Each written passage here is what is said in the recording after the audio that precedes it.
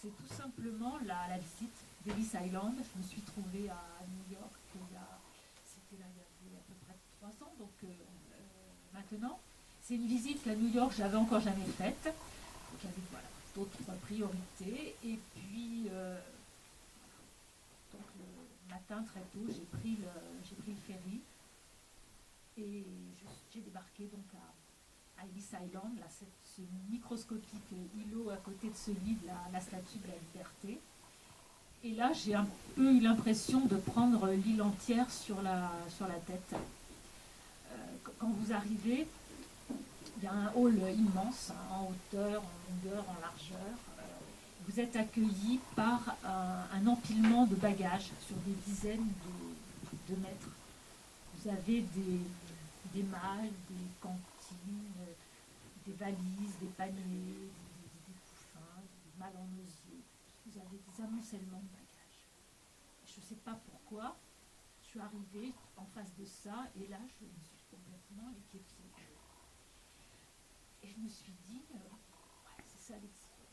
C'est pas juste un titre dans les journaux, c'est vraiment des gens qui, à un moment, ont tout laissé derrière eux, leur pays, leur terre, leur famille, leurs proches, leur langue, leurs habitudes, qui ont mis tout ce qu'ils pouvaient de leur vie dans cette malle, dans cette valise, parce que la vie n'était plus possible là où ils allaient.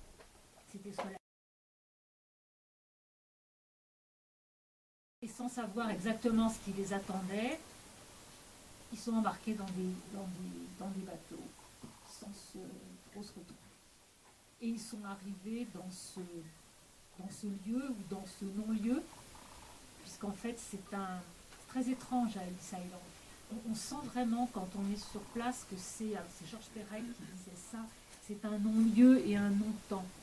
Et c'est vrai que c'est un non-lieu parce qu'ils ne sont plus en arrivant ceux qu'ils étaient en partant, au bout de 3 semaines de mer, tout ce qu'ils ont laissé derrière, ils ne sont plus les mêmes. Ils ne sont pas encore des citoyens américains. Donc ils sont dans une espèce de limbe, d'espace, en attendant de savoir si oui ou non ils pourront devenir citoyens américains et accéder à une nouvelle vie. Dans ce temps où l'Amérique va les sonder, va sonder les corps, être en bonne santé, il ne faut pas être un poids. Politique, puisqu'on est quand même en toile de fond dans l'Amérique des années 30, c'est sa Comanzetti, c'est les attentats en Europe. Il ne faut pas laisser entrer des dangers non plus. Voilà, il faut que les personnes aient un projet, du travail, un peu d'argent. Donc voilà, on va examiner les corps, les cœurs, les consciences, les portefeuilles. Et au bout de cet examen, il y aura ou non le tampon Welcome to America. Et j'ai vraiment eu la très étrange sensation. Vous savez, ça a dû certainement vous arriver de vous trouver dans un lieu où on sent qu'il s'est passé, qu'il s'est vécu des choses, des événements, de sentir que les lieux gardent la mémoire de ce qui s'est passé.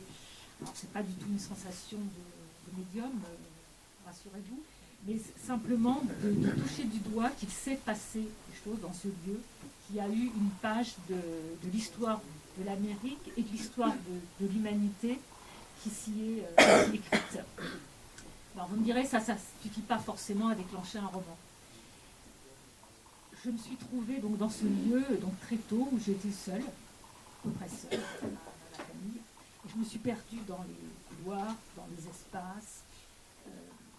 J'ai été confrontée à tous ces visages, à tous ces portraits. Vous avez énormément de visages, de photos agrandies, avec ces visages d'hommes, de femmes, d'enfants, qui vous fixent avec une intensité... moi, j'ai trouvé à la limite du soutenable, avec une telle tension, une telle interrogation dans le regard. J'ai trouvé vraiment ça bouleversant. Vous avez beaucoup d'objets personnels, beaucoup de choses très incarnées, comme on dit.